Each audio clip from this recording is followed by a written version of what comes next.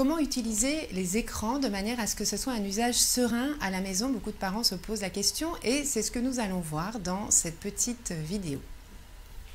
Alors peut-être que chez vous, les vidéos sont l'objet de conflits entre vous, vos enfants. Peut-être que vos enfants ont du mal à déconnecter des écrans, des tablettes, sans que cela génère une crise. Peut-être même qu'en tant que parent, vous posez des questions sur le temps passé devant les écrans, qu'ils en consomment trop, mais que vous ne savez pas comment faire. Oui, la génération des parents d'aujourd'hui n'a pas connu à l'identique l'usage des écrans à la maison. Pas toujours simple quand on est parent de poser des repères et de savoir comment poser des limites avec ses enfants et surtout gérer toutes les difficultés relationnelles qui vont s'instaurer dans la maison au sujet des écrans. Alors bien sûr, quand on est parent, on a envie de réduire toutes les tensions, des conflits au sujet des écrans et puis trouver des alternatives. On va le voir pour cela. Vous avez probablement envie, et c'est une possibilité, d'instaurer de nouvelles habitudes pour un usage apaisé des écrans à la maison. Ce que nous allons voir dans cette petite vidéo, c'est d'une part ce qui génère des conflits et des tensions, quels sont aussi les repères à poser en amont pour éviter les crises et notamment quand il s'agit d'une situation où l'enfant va devoir éteindre un écran et que ça génère une crise importante. Nous allons également voir quelles sont les actions concrètes à mettre en place au quotidien pour réduire les tensions et les crises et puis quoi dire à un enfant qui a du mal à décrocher de son écran. Bienvenue, je suis psychologue de la famille, je m'appelle Nathalie Colin-Fagotin et dans cette petite vidéo, je vais vous donner quelques repères très simples pour vous aider à retrouver la sérénité à la maison. Nous allons tout d'abord voir ce qui génère donc des conflits et des tensions à la maison. Le premier point, c'est les frustrations que ça suscite de part et d'autre, c'est-à-dire de la part des enfants. Donc, du côté de l'enfant, il y a des frustrations qui vont apparaître, et notamment au sujet de l'activité qu'il est en train de faire, qui est en général plaisante, sur laquelle il est concentré et qu'il va avoir envie de poursuivre. Et puis, il y a les frustrations de l'autre côté, de la part du parent, qui lui, de son côté, a envie que les choses se passent sereinement avec son enfant et souhaite établir des limites, mais tout en gardant des relations plutôt sereines. Ces frustrations vont générer une tension au quotidien qui peut se transformer, vous l'aurez compris, en conflit plus ou moins violent. La deuxième chose concerne les mauvaises habitudes que l'on a pu prendre, alors soit parce qu'on n'y a pas forcément fait attention, soit parce qu'on a un petit peu lâché prise sur certaines pratiques au quotidien à la maison, des pratiques éducatives ou des habitudes. Alors ce qui va bloquer, c'est qu'en fait ces habitudes prises au quotidien peuvent du coup devenir une forme de routine pour l'enfant qui est en général très attaché aux routines. Ces mauvaises habitudes, par exemple le fait d'allumer la télé dès que l'enfant se réveille le matin ou dès qu'il revient de l'école, ou de ne pas avoir de temps limité et de pouvoir visionner par exemple des dessins animés jusqu'à sans limite, ou en tout cas jusqu'à temps que le parent considère que ça y est, le temps d'écran est limité. Mais l'enfant, lui, de son côté, n'a pas forcément de repères pour savoir à partir de quel moment on va lui demander d'arrêter son écran. Donc ça, les mauvaises habitudes vont bloquer en quelque sorte la situation au quotidien. Il va être important de remédier et de trouver des alternatives pour au contraire restaurer des habitudes qui, elles, vont plutôt être favorables. Et puis, un troisième point concerne ce qu'on pourrait appeler les incompréhensions mutuelles qu'il va y avoir entre l'enfant d'un côté et le parent de l'autre. Alors, ces incompréhensions, elles consistent notamment sur le fait que la vision, la perception évidemment de l'usage de l'écran n'est pas la même du côté de l'enfant, du côté du parent. Le parent, bien sûr, va considérer qu'il a un rôle à jouer, éducatif, parental, par rapport à son enfant et notamment l'usage des écrans, et que peut-être il pense que son enfant va avoir une perception à peu près équivalente, qu'il va par exemple imaginer que son enfant se rend compte qu'il a beaucoup utilisé les écrans dans sa journée. Or, il est possible que du côté de l'enfant, les choses ne se passent pas du tout de la même manière, qu'au contraire, il estime ne pas avoir beaucoup regardé l'écran Et là, on a typiquement une forme de malentendu, d'incompréhension entre la perception du parent d'un côté et la perception de l'enfant de l'autre. C'est un exemple parmi d'autres, mais l'on retrouve dans beaucoup de situations donc ces incompréhensions qui sont à l'origine de conflits au quotidien. Voyons maintenant très simplement quels sont les repères que vous pouvez poser en amont pour éviter les crises au moment d'éteindre un écran. La première chose à faire, c'est d'indiquer à l'enfant les conditions d'accès à l'écran. Est-ce qu'il y a une heure à partir de laquelle il a le droit d'accéder à l'écran? Est-ce qu'il y a un temps de fin? Est-ce qu'il y a une heure aussi délimitée par rapport à la fin de l'usage de l'écran? Est-ce qu'il y a une activité, par exemple le temps du repas qui va suivre? Quelles sont les conditions? Est-ce qu'il a le droit d'accéder à n'importe quel écran connecté ou un en particulier que vous aurez identifié? Bref, vous allez établir finalement et clarifier du coup auparavant des conditions d'accès qui vont pouvoir s'expliquer simplement à l'enfant. Le but là étant d'informer l'enfant de ce qu'il a le droit de faire, de ce qui lui est permis, de manière à le préparer et puis de commencer à déterminer ces limites qui vont vous aider à cadrer l'usage des écrans au quotidien.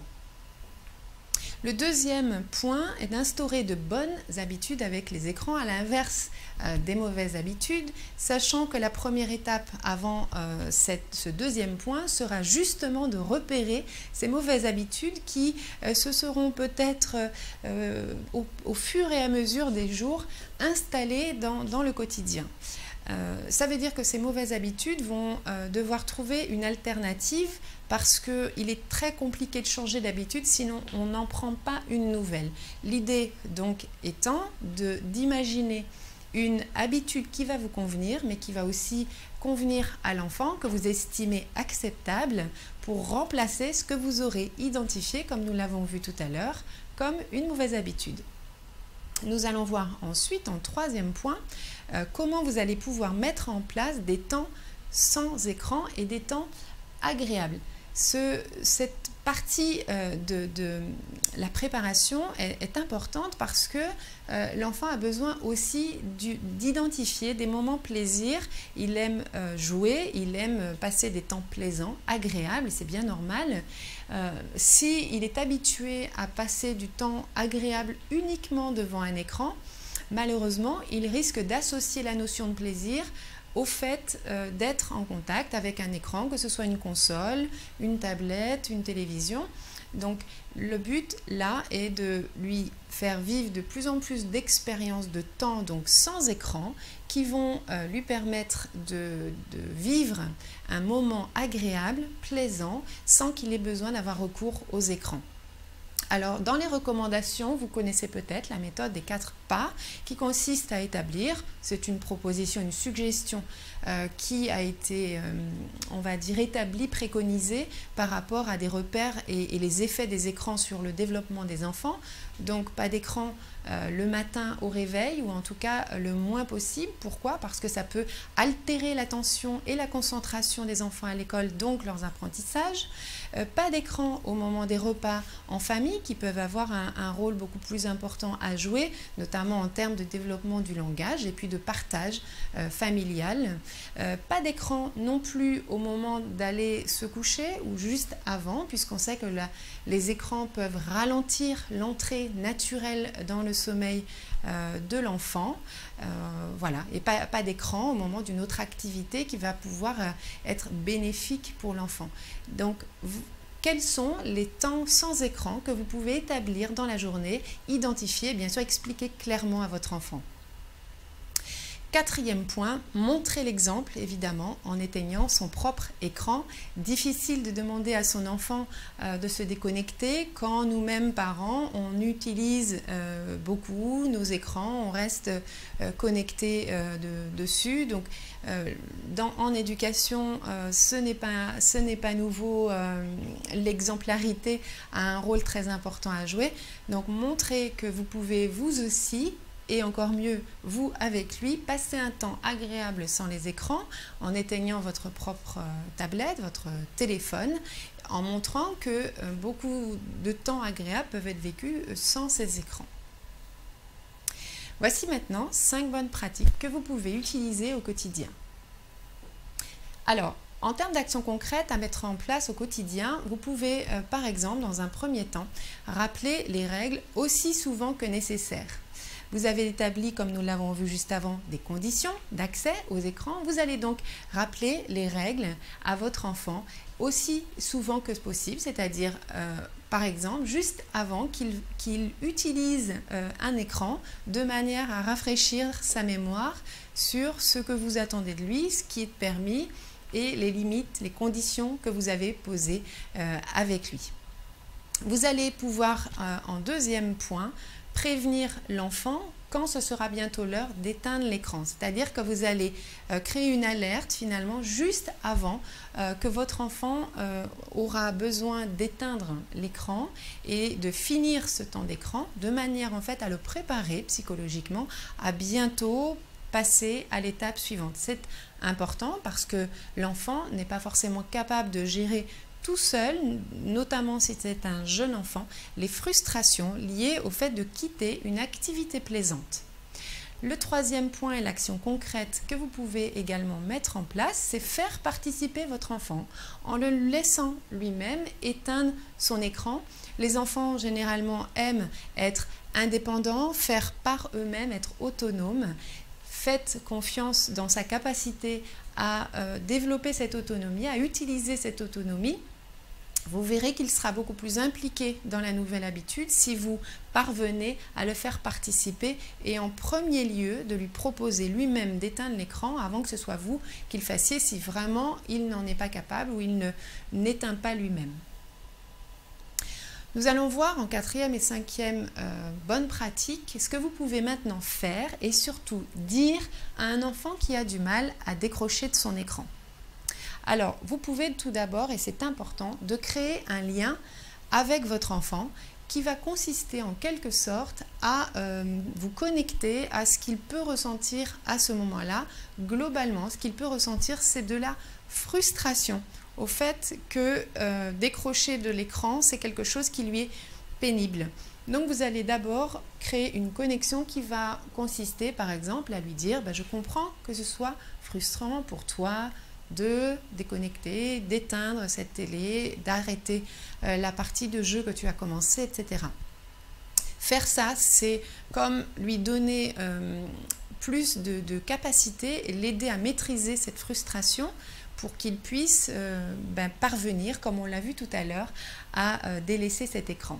Et puis, vous pouvez aussi lui annoncer la suite. Par exemple, vous avez prévu avec lui d'aller un petit temps dans le jardin ou de faire un petit peu de cuisine auquel il aime participer. Eh bien, vous lui annoncez que vous allez, par exemple, avec lui, aller arroser les plantes du jardin, ce qu'en général les enfants aiment faire, ou peu importe l'activité, quelle que soit l'activité, qu'elle soit une manière pour l'enfant de se projeter dans ce qui va suivre de manière plaisante et donc qui va l'aider à décrocher de son écran. C'est important d'une part d'être clair, d'être calme et de pouvoir aussi lui expliquer clairement qu'il n'y a pas de négociation possible au sujet de cette possibilité, de cette arrêt de l'écran et de la suite que vous allez donner.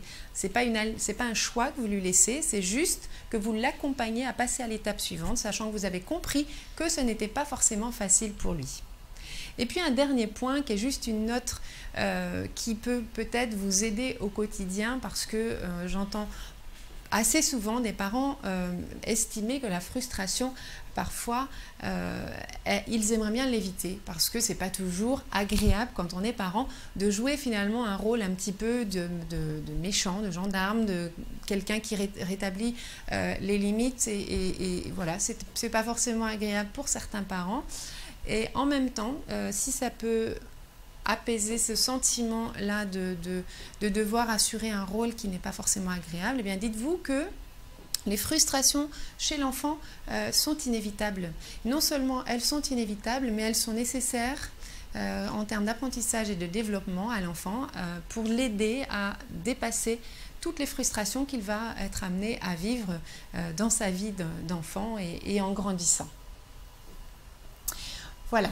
Si vous souhaitez, si ce petit contenu vous a intéressé, si vous souhaitez aller plus loin, sachez que vous pouvez accéder à un atelier d'e-learning qui est dédié aux questions d'éducation et qui a vraiment pour objectif de vous aider encore plus à vous accompagner pour apaiser les tensions au quotidien et plus généralement éduquer vos enfants à l'usage des écrans.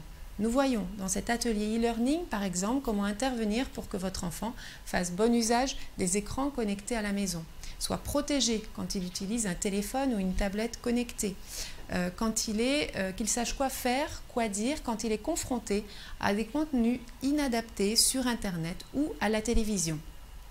Et puis, vous allez aussi apprendre à développer l'esprit critique et l'autonomie de l'enfant de manière à ce qu'il se l'approprie de plus en plus. Nous verrons également quelles balises, quels repères poser et quoi faire quand vous voulez limiter les risques de crise et diminuer les conflits au quotidien. Nous voyons des cas pratiques, des situations concrètes pour vous aider vraiment à retrouver la sérénité sur ce point-là. Vous allez aussi apprendre à responsabiliser votre enfant et à l'aider à prendre de nouvelles bonnes habitudes.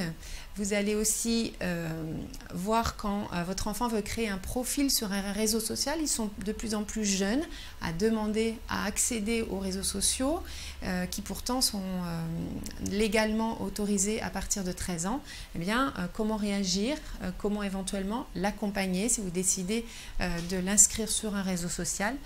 Et puis définir un plan d'action et ce qu'on appelle une charte des écrans de manière à établir dans votre famille des repères simples et faciles à comprendre pour l'enfant. Et puis bien sûr, toutes les situations qui vont apparaître au quotidien, comment les désamorcer et vous aider à retrouver donc cette sérénité à la maison. Vous avez bien sûr, comme dans chaque atelier en e-learning, des guides PDF à télécharger, les fiches pratiques et un véritable plan d'action pour vous aider pas à pas à retrouver la sérénité à la maison. Je vous remercie et je vous dis à très bientôt sur Family Psy.